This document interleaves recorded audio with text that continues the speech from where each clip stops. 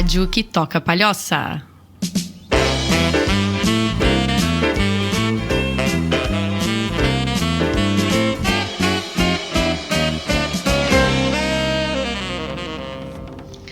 Olá, sejam muito bem-vindos ao Elas Podem, um podcast feito por mulheres, especialmente para mulheres. E hoje a gente está aqui com uma convidada muito especial e para um papo bem de menininha mesmo. Estou aqui com a doutora Ana Gabriela de Oliveira Puel, ela que é médica, formada pela Unisul, fez residência em gineco e obstetrícia no Regional de São José, pós-graduação e faz pós-graduação de reprodução humana no Instituto Gera, em São Paulo, né? E além disso tudo, é professora da Unisul. Pô, que baita currículo, hein? A gente começa cedo, vai atrás, mas vale a pena no final. E a doutora Ana é a minha médica, né? E eu lembro, na verdade, de como que eu cheguei até ela, porque eu estava há algum tempo procurando uma gineco que fosse mais acessível para conversar e tal, né? E recebi algumas indicações de uma amiga minha, que até aqui de Palhoça, ela falou, segue esse Instagram, que eu acho que tu vai gostar. E aí eu comecei a te seguir e adorei, assim. E antes de ir na primeira consulta, é muito engraçado, porque com essa coisa do Instagram e das redes sociais, a gente vai criando uma conexão com a pessoa, né? E aí essa minha amiga tinha falado, não, tu vai lá, parece que tu tá conversando com uma amiga. E aí, quando eu cheguei pra primeira consulta, eu já sentia assim, parece que era minha amiga que eu tava ali conversando. Então, acho muito legal o teu trabalho nas redes sociais também. Parabéns por esse currículo. Obrigada. Né? E pelo teu trabalho. E vamos começar falando então um pouquinho sobre o Outubro Rosa, né? A gente até veio de rosa, sem combinar. Sem combinar, né? Por incrível que pareça. Por incrível que pareça, mas viemos de rosa. E queria te perguntar um pouquinho, né, dessa questão. Como é que tá hoje a questão dos exames? Que idade que a mulher deve começar a fazer? O autoexame, né? Queria que tu falasse um pouquinho disso pra gente. Da mamografia, antes era com 40, não sei se isso se mantém. Como é que tá isso? Então, Carla, uma coisa que a gente precisa separar, assim, são a orientação do Ministério da Saúde e as orientações das sociedades de mastologia, de câncer e etc. Quando a gente fala no Ministério da Saúde, a gente tem que levar várias coisas em consideração, inclusive o custo, né? Sim. Então, para o Ministério da Saúde, as mulheres começam um rastreio ali depois de 45, 50 anos. Para as sociedades de mastologia, o correto ainda é fazer a mamografia anual, porque para o Ministério da Saúde é a cada 2 anos, mas para as sociedades de mastologia, o ideal é que a gente faça a mamografia anualmente depois dos 40 anos. Se a gente não tiver nenhum fator de risco, né? Se não for uma paciente com alto risco para câncer de mama. Uhum. Se for uma paciente com alto risco, a gente vai começar esse rastreio mais cedo. Eventualmente, com ultrassom mais ressonância, às vezes a mamografia, isso vai depender de cada caso, né? Uhum. População geral, depois dos 40 anos, mamografia. É bem importante a gente frisar essa questão da mamografia, Carla, porque é um exame que é muito chato, assim. Bem chato, aperta, é bem desconfortável, mas é o único exame que a gente tem hoje para rastreamento de câncer de mama. O ultrassom, ele não substitui, nem a ressonância, eles não substituem a mamografia, tá? Muito importante. Qual que é a importância da gente fazer esse rastreamento? Porque a mamografia, ela consegue visualizar lesões muito, muito, muito precoces. A gente vê microcalcificações que a gente não consegue enxergar no ultrassom. Uhum. Então, e isso faz toda a diferença, sabe? Quando a gente faz um diagnóstico bem precoce, o tratamento é mais tranquilo, é bem menos agressivo. Acho que só quem passou por um tratamento de câncer, assim, ou que teve algum familiar que passou por um tratamento de câncer, sabe como o tratamento judia, muitas vezes mais do que a doença, sim, né? Sim. Então, se a gente pode fazer um tratamento um pouco menos agressivo e muda completamente Com a sobrevida, certeza, né? Os resultados mudam completamente. Certo. E com relação ao autoexame, como é que é a recomendação hoje?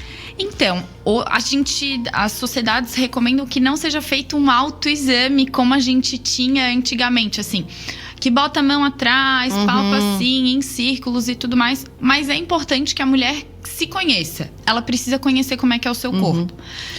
a gente não tem nenhuma mudança de sobrevida que a gente fala, então assim, de taxas de mortalidade com o autoexame. Entendi. Mas é importante que ela saiba como que é o seu corpo.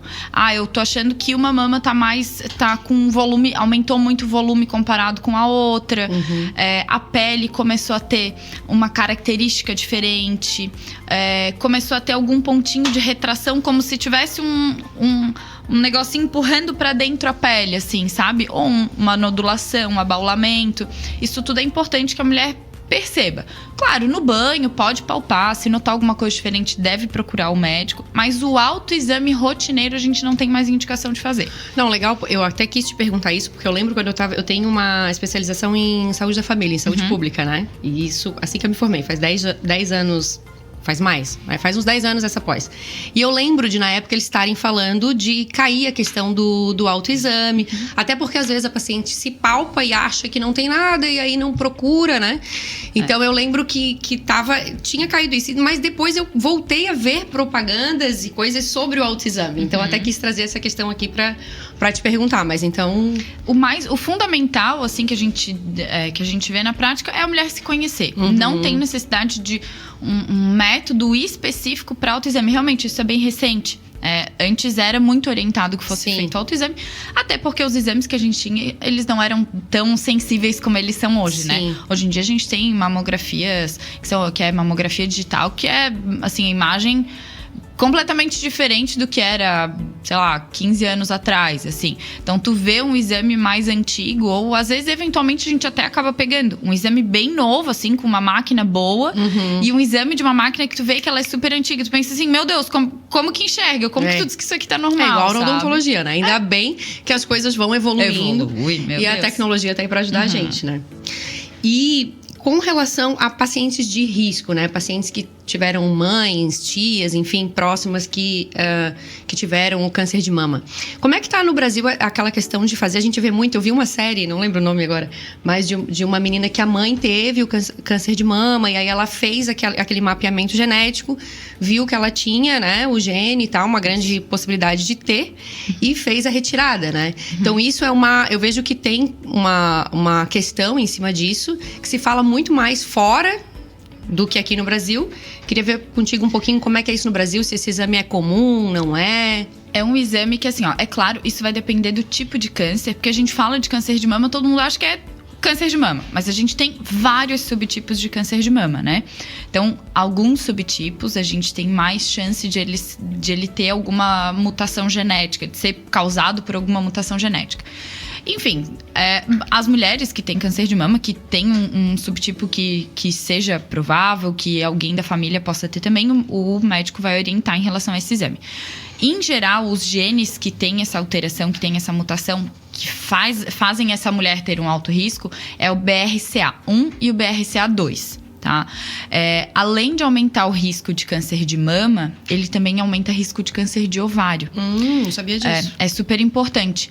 Então, as filhas de mães que tiveram câncer de mama com mutação e que elas têm mutação também, não adianta simplesmente chegar lá e fazer o exame, né? Eu lembro que até quando eu estava na residência, um professor meu da residência, ele explicou essa questão dos genes assim.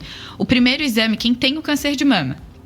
Então, chega uma paciente com câncer de mama, a gente vai fazer esse mapeamento para ver se ela tem essa alteração genética, essa mutação. É como se fosse uma cidade. E a gente tem várias casinhas nessa cidade. Então, a gente precisa saber qual é a casinha que está alterada. Então, é um exame que é caro. Ele é bastante caro. Então, por isso que a gente não tem um acesso tão fácil, sabe? Não é um exame fornecido pelo SUS. Apesar de os médicos... como eu disse, eu fiz a minha residência no regional e a gente passava no CEPOM para ver essa parte de câncer. Então, lá eles orientam, mas o CEPOM não tem esse exame, né? É um exame super caro. Só que pro restante da família, a partir do momento que tu descobre qual é a casinha que tá alterada, na filha ou nos parentes ali que precisariam fazer, nas irmãs, a gente já vai direto naquela casinha. Entendi. Então ele já fica bem mais barato. Aí uma coisa que a gente orienta, que é legal de as pessoas saberem, as famílias se reúnem, muitas vezes, quando não tem muitas condições, as famílias se reúnem para fazer esse exame. Porque daí tu divide, né? Fica um pouco mais barato, todo mundo ajuda e todo mundo vai acabar precisando daquilo, porque os próximos vão ser mais baratos, né? Então a gente não precisa fazer uma pesquisa tão grande assim. Que legal. E em relação à cirurgia, realmente aqui não é tão falado quanto fora, mas é uma cirurgia que diminui muito o risco. A gente não tem como zerar esse risco, né? Porque só se tirasse tudo. E o câncer de mama, ele é uma doença sistêmica que a gente fala. Ele começa ali na mama, mas as células vão se espalhando pelo corpo. Então, claro, quanto mais cedo a gente descobre, menos chance da gente ter células espalhadas pelo corpo, né? Mas assim, a gente vai tirar a mama para diminuir ao máximo, porque tem menos tecido de mama ali, claro. A gente tem menos risco de ter um câncer de mama. E diminui muito e melhora muito a mortalidade. Ai, que legal. Muito.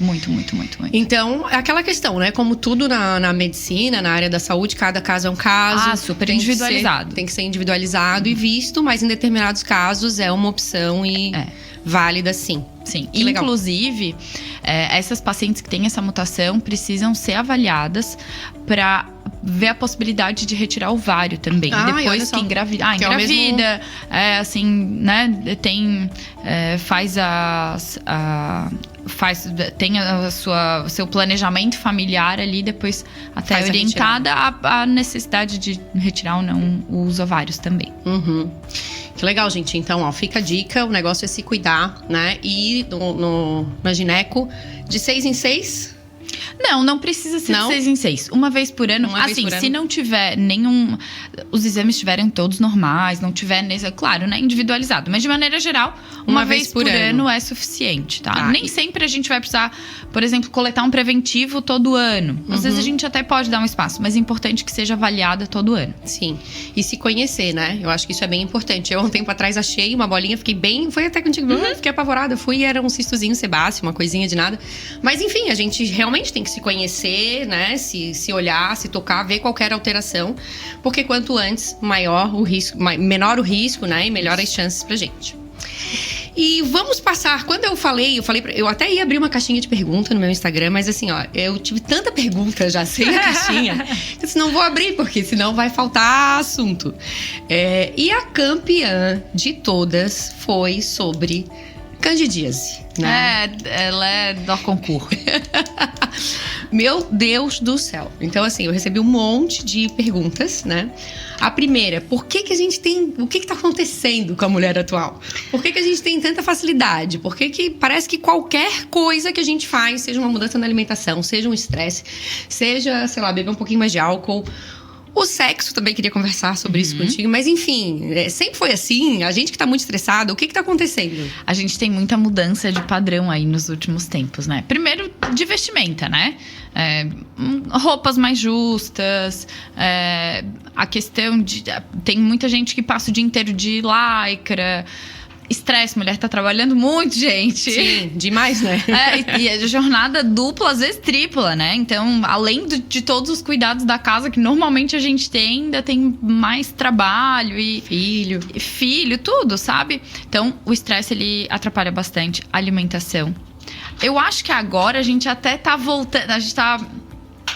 Eu me lembro assim, quando eu era pequena, era ultra saudável a gente acordar e nosso cafezinho da manhã ser um Nescauzinho, né? Era uma delícia. Um Nescauzinho maravilhoso. Sim. Então hoje a gente já vem numa conscientização um pouco melhor do que são alimentos mais saudáveis, né? Mas o principal é isso, é alimentação, é estilo de vida, é hábitos de higiene. E daí pra frente a gente tem algumas coisinhas pra ir da alimentação, eu lembro que tu falou pra mim do açúcar, né? Açúcar, ele é assim, o terror da Cândida. Terror da Cândida.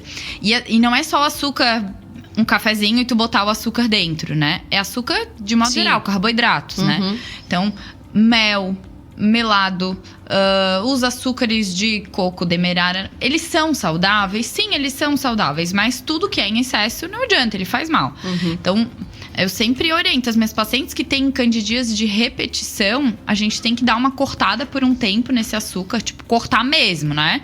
Assim, ficar um mês zerada de açúcar é bem difícil, mas resolve, né? Eu sempre tento fazer um tratamento junto com a nutricionista, porque isso é bem importante.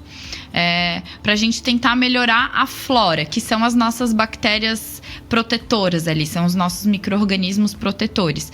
A gente tem flora em tudo que é lugar, na boca, no intestino, na região genital também. Então a gente precisa dar uma fortalecida nessa flora. E o açúcar, ele acaba com ela, deixa o pH bem ácido. O açúcar também deixa o pH ácido. O açúcar deixa o pH da vagina super ácido. E aí tudo vai acontecendo, né? E uma das perguntas foi se existe algum tratamento continuado para prevenir. Então, tu já tá falando que tem um tratamento com alimentação, né? É o fundamental. Que é o fundamental. Mas tem alguma outra coisa de usar algum medicamento? Tem. Pra quem tem candidíase de repetição, assim, e sofre muito com isso? Tem. A gente tem, claro, os medicamentos eles têm que ser prescritos em consulta, né? Claro. Mas a gente tem a opção de usar, a gente tem tratamentos contínuos de 6 meses de fluconazol, itraconazol, isso aí vai depender de cada tipo de infecção, né? Falando em cândida especificamente. Às vezes a gente faz uns tratamentos prolongados, assim, por 6 meses. Mas não adianta. Se não mudar a alimentação vai voltar, não tem jeito. A gente tem algumas suplementações, é muito difícil. A gente tem algumas suplementações que ajudam muito também. Isso vai depender de cada pessoa, né? Como que é a alimentação dela, o que precisa a gente colocar mais de vitaminas, eventualmente de colocar zinco, um probiótico para ajudar na flora. A gente tem possibilidade de alguns óvulos de probiótico via vaginal também, para tentar dar uma regulada nesses micro-organismos bons ali, para eles fazerem um pouco mais de proteção. Uma coisa que eu acho bem legal também é fazer banho de assento com bicarbonato. É receita de voz.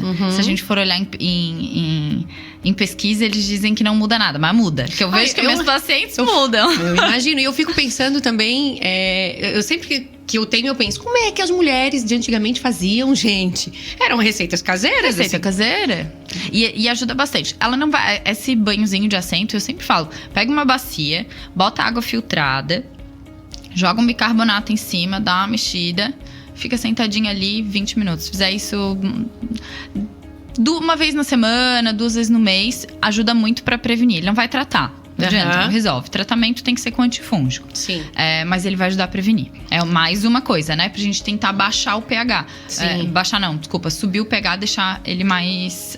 não deixar tão ácido, né? Sim. E eu lembro que o ano passado eu tive um problema e consultei contigo e tu falou de uma... Não tô me lembrando, mas existe uma outra cândida, que não é a albicans, né? Isso. A cândida fortona, musculosa, poderosa. São as cândidas não albicans, a mais comum é a glabrata. Foi essa mesmo que tu falou. E aí tem um exame específico pra ela. Quando a gente quando tá com cândida de repetição, a gente tenta, fez os tratamentos, não tá resolvendo, a gente pode fazer uma cultura de secreção vaginal pra ver qual que é o bicho que tá ali. Então a gente vai ver, 90% a cândida albicans, que é a mais comum. Mas a gente tem esses outros 10%, os outros 10% que são as não albicans. Que daí a gente tem tratamentos diferentes. Por exemplo, o ácido bórico, que é um óvulozinho que a gente coloca vaginal. E daí resolve, que ela não é tão sensível aos antifúngicos normais. A gente tem um outro tratamento, por isso que é importante a gente consultar. Tem que consultar, não tem jeito, porque é uma série de coisas e tem que ver o que é, né? Pergunta de uma solteira eu recebi aqui. Ai.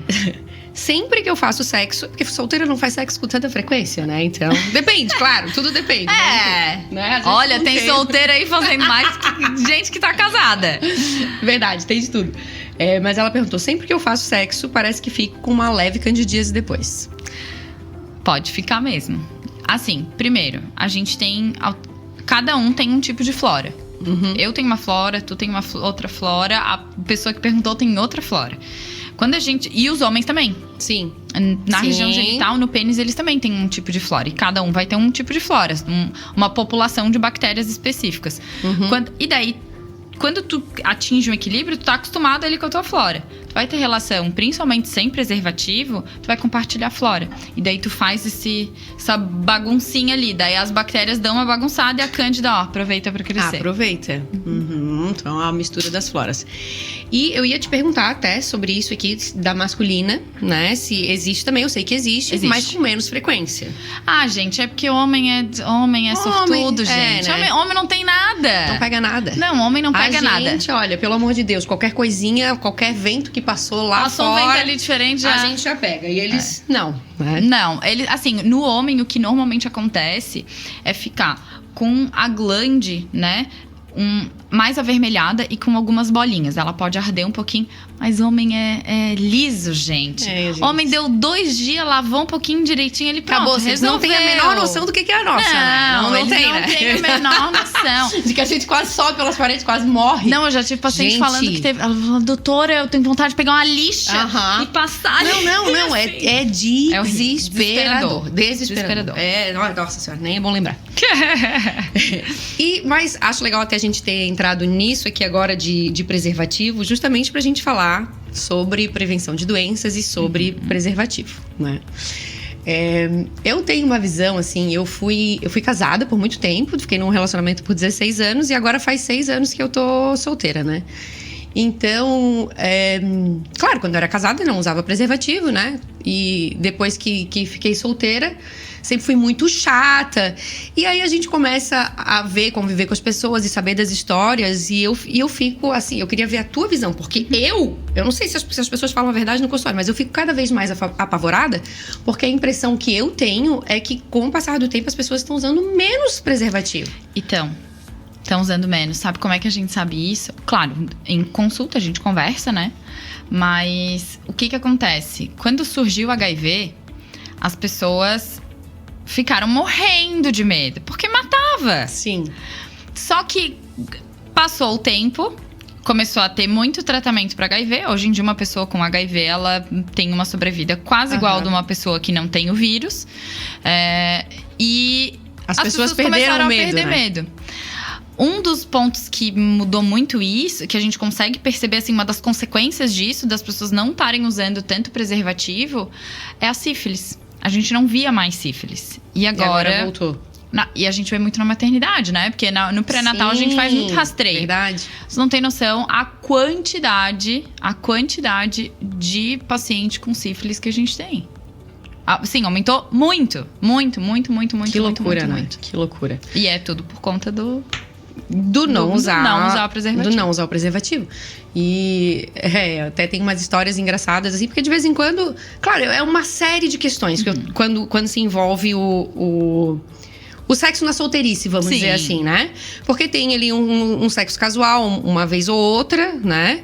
E depois pode começar a ficar com aquela determinada pessoa, aí vai tendo um pouco mais de intimidade, mas vocês não têm um relacionamento sério. Aí já tem um pouco de sentimento. E aí as coisas começam a se confundir. E o que eu vejo das minhas amigas falando? Agora, sendo bem sincera aqui... Meu Deus, vou botar as amigas no... As minhas amigas, coitadas. Mas o que acontece? O que eu escuto nas rodas de conversa, né? E também da minha vivência. Existem 2 tipos, praticamente, assim, de homem, né? Tem um que ele já pega na hora e já coloca e pronto, acabou. Não tem... Resolvido. Tá tudo resolvido, tá tudo certo. E esse cara, ele tá acostumado a usar o preservativo e tudo funciona certo e tá tudo certo, tudo bem. Quando é isso, a gente já dá aquela respirada aliviada e tá tudo bem. E tem o outro tipo que ele vai sempre tentar sem, né? E aí tu tem que ficar... Pega a camisinha, pega a camisinha, pega a camisinha. E aí, muitas coisas acontecem, né? Às vezes a mulher é vencida pelo cansaço, às vezes ela também não quer, se deixa levar pelo momento. Às vezes ela não tem, a gente até fez um podcast aqui, o primeiro que a gente fez foi com uma sexóloga. E a gente falou sobre isso, da mulher levar a camisinha na bolsa. E eu, como eu disse, eu tô 6 anos solteira. Agora eu levo, mas no início era uma que eu tinha vergonha de comprar. Vergonha de levar. E pensava também assim, porra, a gente já tem que tomar anticoncepcional. A gente já tem que cuidar pra não ter filho. A gente tem que cuidar pra não ter doença pelo menos também. Andar com a camisinha na carteira, não pode, né? Pô, um acessório masculino, não é? Eu dizia, porra, camisinha é um acessório masculino, amigo. Vai comprar. Não, mas hoje em dia eu já não... Deixa ali. Não tem ali. Não tem problema. Tá aqui, ó. Eu Pronto. tenho, querido, tá aqui. Mas já, olha, cada história. Teve uma vez que eu tava com um cara e ele olhou pra mim e eu falei, camisinha. Daí ele falou... Não tenho. Daí eu falei, então não vai rolar. Ele assim, não, mas eu não uso camisinha. Ô, amado, mas daí aí é mesmo que não quero. Eu comecei a rir, eu dei uma gargalhada e falei, gente, eu não sei o que tu acha que tu vai... Mas assim... Vai me convencer dessa maneira? Falei, vamos embora? Deu? Acabou? Não quero fazer mais nada. Como assim? Não, tá louco? Tu não usa camisinha? Tu tá achando o quê? Então eu vejo que tá... Gente, é uma loucura. E das meninas assim... vou comprar a pílula no dia seguinte. Tá, por quê, cara? Não, porque... Meu Deus do céu, mas tu conheceu o cara ontem, ficou com o cara ontem. Mas não. Daí, outra coisa que eu ia falar também, porque daí o cara que não está acostumado, isso aqui é um podcast bem de menininha pra menininha mesmo. Então eu falo, o cara que ele não tá acostumado a usar, muitas vezes ele não consegue manter a ereção, né? Então ele bota, o negócio não funciona, e daí fica aquela situação, aí a mulher fica se sentindo mal. Tá, então vamos sem. Então por isso que eu digo que às vezes vence no cansaço, Às vezes vence no cansaço, é uma série de coisas. Mas eu fico bem assustada, assim. Eu acho que com essa nova geração que tá vindo, eu penso na minha filha, a gente vai ter que fazer um novo trabalho de botar muito medo na cabeça deles. Ou não sei como é que vai ser a forma. Porque eu acho que desvirtuou, assim. Eu não sei se medo é a palavra ideal, sabe? Até porque eu vejo a questão do medo, ela vai muito pro lado do tabu, sabe? Sim. A gente vê eu vejo hoje o reflexo disso. Então, eu tenho muita paciente que não consegue se tocar, que acha que sexo é uma coisa suja, que sexo tá errado, que... então, tem dificuldade pra relação sexual por conta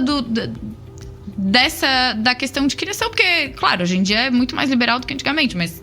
As mulheres que foram criadas em outra época estão sofrendo as consequências disso. Mas eu acho muito importante falar sobre isso, assim. Explicar. Eu sempre que eu recebo alguma... Às vezes eu tenho as mães que levam as meninas ali, 12, 13, 14 anos, quando arruma namoradinho ou quando começou a menstruar. E eu sempre mostro foto. Tipo assim, certo. Olha, pode acontecer isso mesmo. Informar, né? Não tem problema, sexo é um negócio bem legal, é bom, é gostoso. Mas tu precisa te proteger. E não dá pra confiar em ninguém. Não adianta. Não dá pra confiar em ninguém. Tu precisa te proteger. Pode acontecer isso, pode acontecer aquilo, isso aqui não tem tratamento, isso aqui tem. Sabe? Informação, né? Informação. Então tá, a gente vai pro intervalo rapidinho e já voltamos.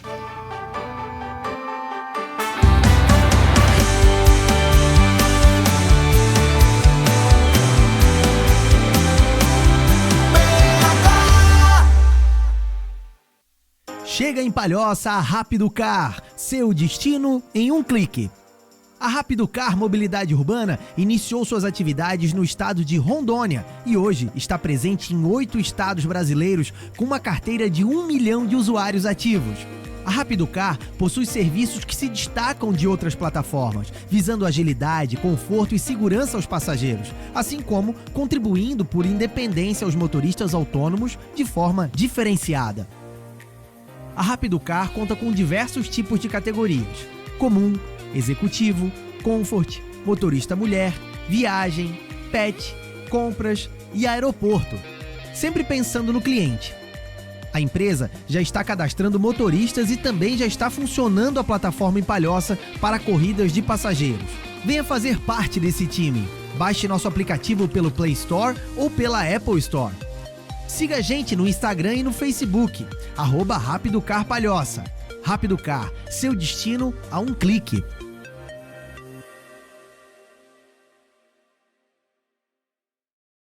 Seu carrão chegou, mas você ainda não colocou a nova placa padrão Mercosul? Então estacione já no box da Via Placas, confira o nosso lacre exclusivo com a qualidade comprovada 3M e regularize a sua máquina.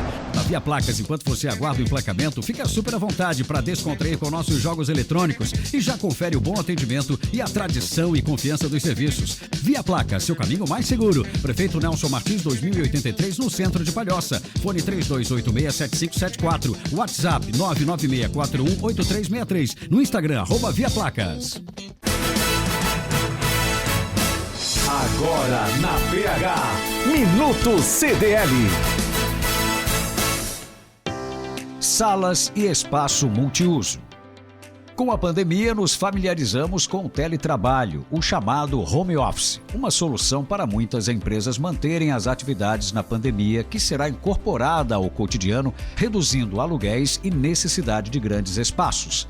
Os associados da CDL de Palhoça podem tranquilamente acompanhar essa tendência e, quando precisarem de espaço para uma reunião, encontro ou treinamento, podem contar com os espaços para locações da sua entidade. São 2 salas de treinamento ou reunião e um espaço multiuso com copa e cervejeira. Os preços são especiais para o associado e para não associado também é locado. Quer conferir as datas disponíveis e os valores? Acesse cdlpalhoça.org.br ou ligue 3242 1900. Você ouviu Minuto CDL.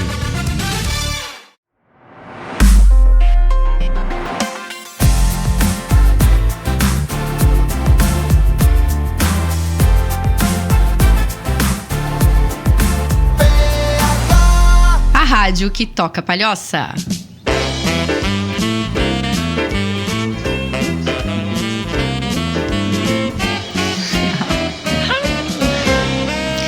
Vamos voltar ao nosso bate-papo, então, falando sobre prevenção de doenças e a gente estava falando sobre preservativo, né? Falamos sobre as crianças e tal, e da importância de... Até a gente teve um bate-papo aqui no intervalo falando sobre a questão da educação sexual nas escolas, que a maioria das escolas não estão tendo, né? Tem muitas escolas que não falam sobre isso. Então, eu acho que é de fundamental importância, nesse momento, nós, os pais, né? Entrarem com isso e ensinarem, e informarem realmente. Até tinha falado antes do medo, mas foi no sentido de que as crianças precisam saber tudo de ruim que existe. O que pode acontecer de consequência, né? Mas, assim como na odontologia, também acredito que a gente tem que fazer prevenção de uma forma educativa, educar e mostrar tudo que tem, informar, para eles terem autonomia para fazer o que é melhor. Mas eu acho que realmente tem que ser feito mundialmente algum movimento pra gente aumentar o uso de preservativo. Sim, porque, sem dúvida. Eu vejo que tá uma situação bem complicada, né? E pela sífilis, como tu disse, já dá pra ver. Fora a sífilis, até tinha deixado anotado em outro local, mas... E o HPV? O HPV. Então, assim, ó, hoje a gente já tem a questão da vacina, né? Sim. As meninas ali entre 9 e 13 anos, tá no calendário vacinal, isso faz bem pouco tempo que entrou. Uhum. Bem pouco tempo mesmo. As outras pessoas, se quiserem fazer, elas podem fazer. Ideal até 25 anos, tá? Mas pode fazer depois, não tem problema. Inclusive, quem já teve lesão por HPV... eu ia te perguntar isso. Pode fazer, e assim, tem alguns estudos... Desculpa. Tem alguns estudos que sugerem que isso melhore, diminua a chance de recorrência. Fazer a vacina mesmo que já teve uma lesão de HPV. E o HPV, pra quem não sabe, ele é o causador... Isso a gente não falou. Não falamos. O HPV, ele é o causador de câncer de colo de útero. Então, assim, a gente tem uma vacina pra prevenir um câncer. Né? Vamos tomar, né? Vamos tomar. Vamos tomar. Então, é muito, muito, muito importante essa questão da prevenção, né? Então, pra quem não fez a vacina, não deu pra fazer a vacina... Vamos fazer o preventivo direitinho, então, né? O preventivo, eu sei que tem muita gente que faz preventivo por rotina, tipo, e nem sabe o motivo. Eu tenho muita paciente que não sabe o motivo. O preventivo, ele não serve pra gente ver cândida, vaginose, qualquer infecção assim. Eu já tive paciente achando que no preventivo a gente ia ver infecção urinária, sabe? Sim. Então, assim, a função do preventivo é ver lesões que vão virar um câncer de colo de útero. E a gente tratar essa lesão antes dela virar um câncer. Claro, se descobrir como um câncer, vai tratar o câncer. Mas o nosso objetivo principal é a gente descobrir essa lesão. Porque o HPV, entre tu pegar ele e até fazer um câncer, vai bastante tempo. Não quero que relaxe no preventivo por conta disso, que é bastante tempo. Mas é porque a gente tem tempo aí pra ir fazendo o acompanhamento e tirar essa lesão, se for necessário, antes de virar um câncer. Sim. Tá? E o HPV, além da possibilidade de câncer de colo de útero, pode dar lesões externas também, né? As verruguinhas. A gente divide o HPV em 2 grandes grupos. O HPV de alto risco, que é o que dá câncer, e o de baixo risco, que é o que dá verruga. Às vezes pode ser uma vergonha que não dá nada. Mas eu já vi verruga, assim, a vulva inteira. Horrível. Que loucura, né? E eu já vi lesões em boca também. Também. Também já vi. E é uma Anal. desgraça para tratar, né? Lesão em ânus também. É muito chato. Muito chato de tratar. Então, vamos ver essa questão da vacina aí, principalmente as meninas que tem agora no calendário vacinal. Eu acho isso uma coisa Dos meninos, ótima. se eu não me engano, acho que já entrou também. Ah, é? Dos meninos também já tem? Acho que já. Não tenho certeza, mas acho que já entrou também. As meninas têm certeza, 9 a 13 anos. E pra nós também, né? Mesmo se alguém já teve ou não. E aí eu acho que vale consultar, porque depende Sim. se vai fazer 2 ou 3 doses. Tem isso também, Normalmente a gente faz 3. Quando Normalmente não é são das 3. meninas ali, quando não é ali naquela idade mais jovem, a gente faz Já 3. faz 3. Legal. Tá, agora mudando um pouco de assunto. Eu ouvi dizer, fiquei sabendo sobre um tal de PrEP, que é alguma coisa que as pessoas tomam para evitar determinadas doenças. O que é isso? Como é que funciona? O PrEP é a profilaxia pré-exposição. São medicamentos que são usados diariamente, e eles precisam ser usados diariamente para prevenir a transmissão do HIV. Ah, do HIV. É só do HIV. Isso não justifica não usar o preservativo porque tá usando isso. Porque tem infinitas outras doenças, depois eu até vou comentar das outras, assim, que podem ter consequências bem graves. Mas é só pro HIV. Quando que a gente tem indicação de usar essa profilaxia pré-exposição, né? Então, pacientes que têm relacionamentos com um parceiro que é HIV positivo. Tá, Então, o parceiro vai fazer o tratamento direitinho, mas a pessoa vai usar já para diminuir ainda mais a chance de transmissibilidade. Tem as pessoas que trabalham, profissionais de sexo, né? Sim. Então, que tem uma exposição muito grande. maior. E eles falam também dos homens que têm relação sexual com homens. Porque, principalmente, a questão de sexo anal, isso eu acho que nem... Claro, né? Porque é muito mais frequente nesta população. Mas as pessoas que têm o hábito de fazer sexo anal, elas também... talvez teriam uma indicação, porque o sexo anal, como ele faz muito mais fissura, tu tem muito mais contaminação, o risco de transmissão é bem muito maior. Ah, entendi. Por isso. Então, gente, é porque eu recebi, na verdade, de uma amiga que falou: dá pra prevenir várias doenças? Será que a gente vai Só chegar vai ver. numa pílula que tu toma um dia antes e não vai mais precisar usar Não, e camisinha? não é nem um dia antes, assim. É contínuo. Pelo menos 20 dias tomando. Então é isso aí, gente. Não é nada de prevenir várias doenças, é só para HIV, para casos específicos. Então, estamos longe disso. E o anticoncepcional masculino? Estamos próximos? Eu acho que tá quase. Olha, eu acho que tá quase. A gente tem vários estudos, tá, vindo em relação a isso. Os principais estudos são... os principais não, assim, a grande maioria dos estudos, eles focam muito na questão da testosterona, porque o homem, quando usa uma dose mais elevada de testosterona, ele diminui a produção de espermatozoide. Só que essa testosterona tem muito efeito colateral. Então, doença do fígado, risco cardiovascular, de infarto, trombose, AVC, várias complicações, né? Piora a parte de colesterol. Então, Sim. tem efeitos muito ruins que não compensam. Tendo os outros métodos contraceptivos, não compensaria. Mas tem um estudo que foi feito em Minnesota, que está sendo feito em Minnesota, que está indo para a fase... Já finalizou a parte de estudos em animais e está indo agora para testes em humanos, que não é hormonal. Então, ele só diminui a produção de espermatozoide. Ele tem, a princípio, uma eficácia de 99%, uma eficácia muito boa, é pílula, que ele é uma proteína que faz parar a produção de espermatozoide durante o período de uso. E quando tu suspende, volta a produção normal. A princípio, é isso. Assim, a previsão era de uns 3, 4, até uns 5 anos pra estar no mercado. Tá quase. Tá quase. Tá Já quase. estivemos mais longe. Já estivemos bem mais longe. A gente não vê a hora, né, meninas? De Meu poder Deus. dividir essa responsabilidade. Dividir responsabilidade. Porque, olha, né? Na história toda, isso sempre foi uma questão muito de responsabilidade da mulher. Sim. E hoje a gente tem infinitos métodos contraceptivos, Sim. né? Assim, nossa, tem muita coisa pra usar. E com certeza, as mulheres, algum dos métodos, a paciente vai se adaptar. Sim.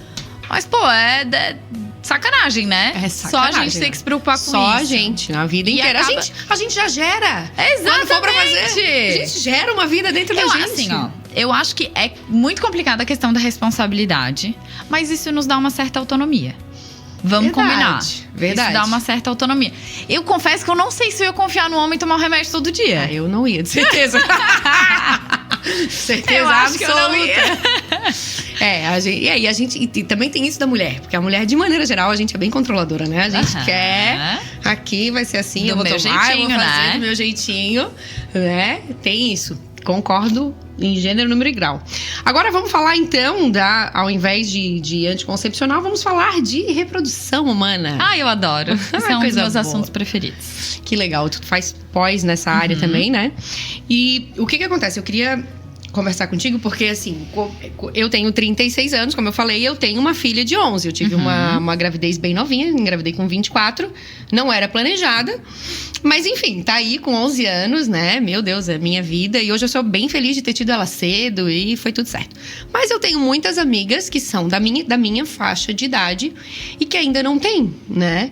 Então, aí assim, algumas estão casadas, outras, né, estão num relacionamento, outras não estão. E aí começa a ficar aquela questão. E aí tem algumas, assim, que querem muito ter filho e outras que não sabem se querem ou se não querem. Tem as que não querem também e tá tudo bem. Mas aí, isso é uma... eu quis trazer porque isso é um assunto que tá sempre nas nossas rodas, né? Sempre. O que faz? Agora antes se falava que que o ideal era a mulher ter com 35. Como é que tá isso? Com que idade que a gente deve começar a se preocupar? Como é que é a questão do congelamento de óvulos? Né? Até quanto que é saudável, não é? Como é que a gente deve pensar com relação a isso? Assim, ó. É importante sempre a gente entender a fisiologia, né? O começo de tudo. Então, quando a gente tá lá dentro da barriga da mãe, a gente tem cerca de 300 milhões de oócitos, de óvulos, pra simplificar. Quando a gente nasce com 20 milhões, já cai um monte. Quando a gente começa a menstruar, ali na primeira menstruação, a gente começa isso daí com mais ou menos 1 milhão, tá? Nossa, como vai diminuindo.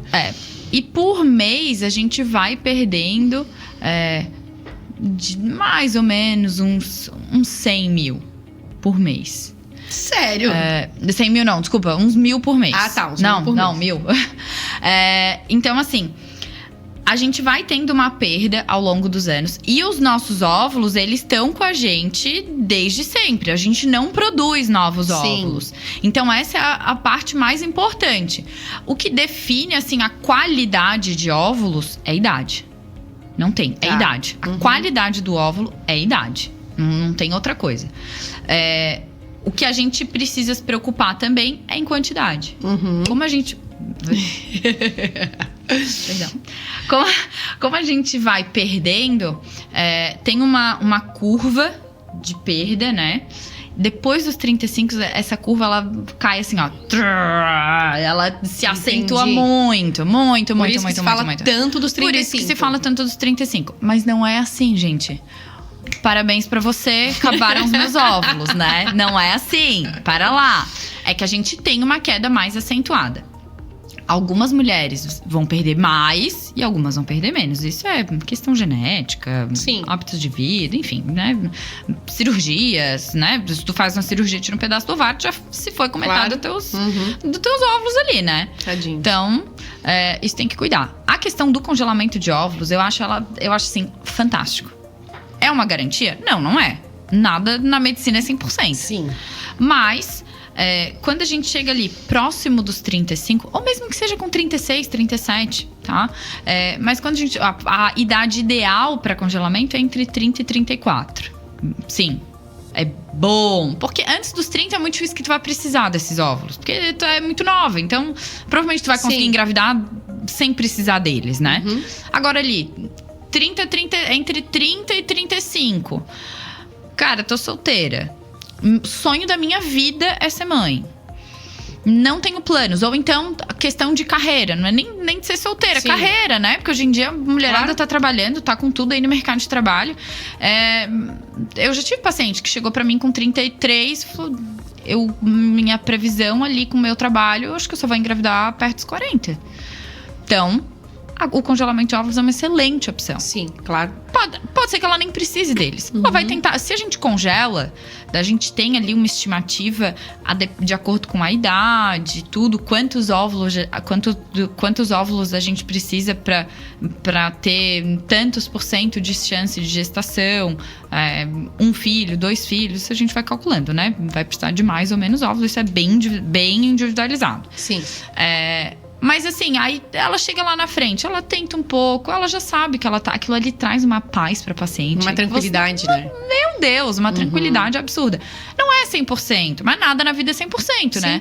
Só que é um negocinho que tá ali guardadinho, sabe? Sim. Não dá aquele desespero de se eu não conseguir, não vai ter Já outro era. jeito, já era. E assim, hoje a gente tem outros jeitos, né? Mas ainda são jeitos que muita gente tem preconceito, que é a ovo-doação. Sim. Então, mulheres que não conseguem engravidar com seus óvulos, com óvulos próprios, seja por idade, seja porque tem alguma alteração genética muito grave, que a gente não consegue ter um embrião bom, a gente pode pegar óvulos de outras pessoas. Hoje em dia, a gente já consegue pegar óvulos de familiares, pode ter doação de familiares de até 4º grau. Que legal. Precisa passar por um acompanhamento com psicólogo, enfim, né? Porque é um material que tem do teu DNA, né? Sim, então, é uma questão muito delicada, É muito delicada. Mas antes a gente não podia ter doação, assim, direta, né? Agora já pode. Agora a gente pode. Que bom, mas que legal. tem, acho que 1 ou 2 anos. É bem recente. Aqui no Brasil, né, gente? Estados Unidos pode fazer o que sim. quiser. É uma loucura. Mas, ou então, tu pode pegar de óvulos de outra pessoa. Que tu nunca viu e que é doação anônima, tu nunca nem vai saber Isso quem no é. Brasil já pode? Pode. Já pode. Inclusive, tem o que eles fazem é doação compartilhada. Então, eles dividem os custos tu não conhece a pessoa, tu não sabe quem é, mas tu divide os custos de tratamento. Então, eu tenho, por exemplo, tu quer fazer, tu não tem óvulo, eu tenho óvulo, mas eu não tenho dinheiro. Então, tu vai custear um pouco do meu tratamento e eu vou te dar um pouco dos meus óvulos. Olha só, que legal. É bem legal. Que bom que existem bem outras legal. alternativas, né? Tá, e outra pergunta que me fizeram foi: quão caro não é? A gente sabe que já foi muito mais caro a questão do congelamento de óvulos, mas quanto que é, assim? Dá pra gente falar? Depende do número de óvulos? Do número, não. Depende Não? de quantas vezes a gente vai precisar. Por exemplo, se a gente faz as nossas contas lá, e pra tu ter 80, 90% de chance de ter um filho, eu preciso de 15, 20 óvulos. Às vezes pode ser que num procedimento a gente consiga 10. Aí vai precisar fazer mais um. Aí vai ser o dobro do preço. Em média, com medicamento, internação, procedimento, a taxa de congelamento, as medicações todas em torno de 15 mil. Tá. Mas tô bem generalizando, né? Assim, claro. pode ser muito mais, pode ser muito menos. Sim. Isso vai depender de qual medicação vai usar. As medicações, tu pode ter medicação chegando a custar 8, 9 mil. Nossa. E às vezes a gente consegue um tratamento com 4. Isso Sim. vai depender de cada caso. De cada né? caso. Mas isso pra fazer o congelamento. Depois, lá na frente, pra fazer a fertilização, daí é outro processo, é outro Isso. custo, né? Daí assim, ó, o que é o congelamento? A gente vai dar a medicação para o ovário. Normalmente a gente tem um folículo que cresce, ovula, daquilo ali que engravida. Quando a gente dá a medicação, a gente faz vários folículos crescerem, pra gente pegar vários óvulos.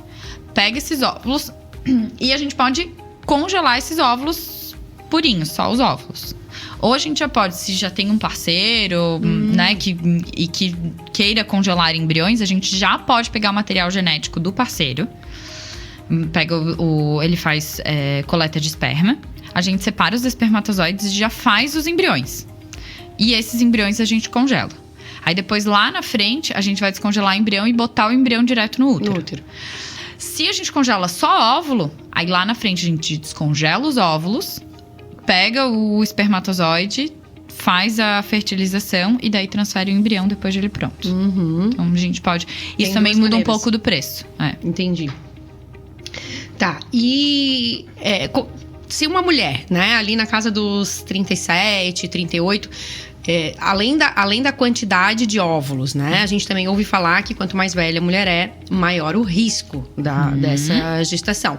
Esse risco tanto de ter uma gestação de alto risco, como de ter um bebê com algum problema genético, né? É aquela questão que eu falei da idade dos óvulos. Quando a gente tem um embrião que ele tá se formando, né? É uma célulazinha, vai se dividindo.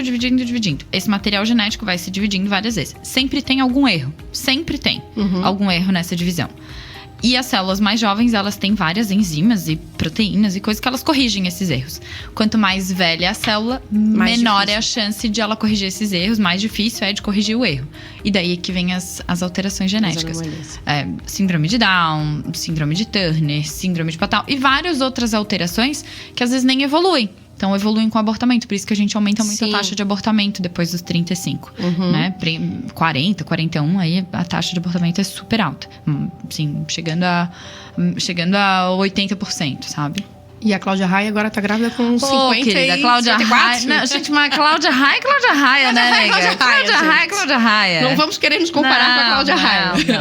Assim, essa questão da Cláudia Raia é complicada pra gente que trabalha com isso. Sim, porque imagina. todo mundo acha que vai ser assim Vai que nem ser ela, assim. né? Gente, aquilo ali foi praticamente um milagre.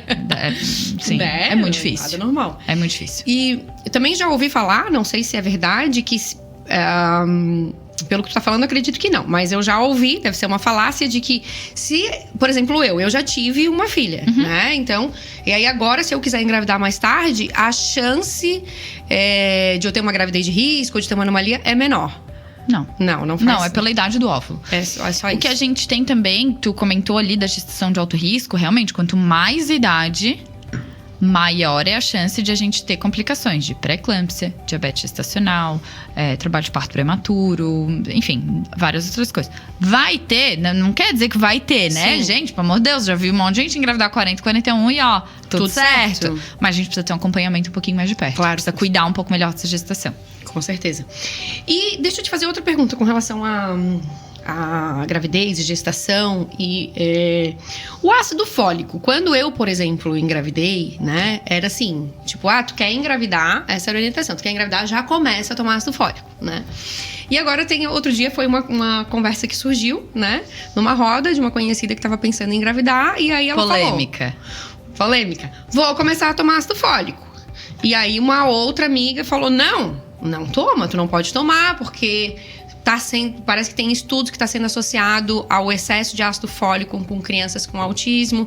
Então, hoje em dia, o que se faz? Primeiro tu faz um exame para ver se precisa realmente suplementar com ácido fólico? Não? Como é que é isso? Não. O ácido fólico, ele é quando a gente mede, ele é uma substância intracelular. Ele fica dentro da célula. Quando tu mede no sangue, não é o valor real dele, tá? Então, a gente não tem essa indicação. Realmente, tem estudos associando isso com autismo. Só que, cara, é muito difícil a gente associar coisa com autismo. Tem muita coisa que dá autismo. Coisa, né? E é multifatorial. Mas os estudos que associam isso com autismo são doses acima de 5 miligramas. A dose preconizada pela Organização Mundial de Saúde, por todas as sociedades, é de 0,4 a 0,8 miligramas. Entendi. Assim, 10 vezes a menos, sabe? 10 vezes a menos do que a gente usa. 5 miligramas é a dose que tem no posto de saúde, tá? No SUS. Mas, mesmo assim, os 5 miligramas ele não causa. São doses acima de 5 miligramas. Isso. E a gente não tem um tempo determinado. E assim, isso não é só em dose, não em tempo de uso, tá? Então, eu tô tentando há 1 ano engravidar. Pode ficar 1 ano tomando ácido fólico, tá? O ácido fólico, ele é muito importante. Isso é uma coisa que não pode faltar. Tem vários outros suplementos e tudo mais. Como eu disse antes da questão da Cândida, eu gosto muito de acompanhamento multidisciplinar. Então, eu sempre tento... Quando a paciente tem condições, eu sempre tento orientar ela a ir para uma nutricionista e fazer um acompanhamento direitinho. Porque vai ser uma gestação mais saudável. A gente sabe, com menos sintomas. Mas, assim, não pode faltar. Não consigo tomar nada de remédio. Tá bom, mas o ácido fólico tu vai tomar. O ácido fólico, ele previne defeito de fechamento de tubo neural, que é defeito no fechamento da coluninha, malformação de coluna e malformação do sistema nervoso central. Então, é muito importante. Com certeza. Então tá certo. Foi bem esclarecedor, assim, porque isso foi uma coisa que ficou e eu fiquei, cara, mas, não, ácido fólico era tipo, tem que tomar. Então, a dose que a essa... gente usa é tranquilíssimo, assim. É uma dose super baixinha. Que bom.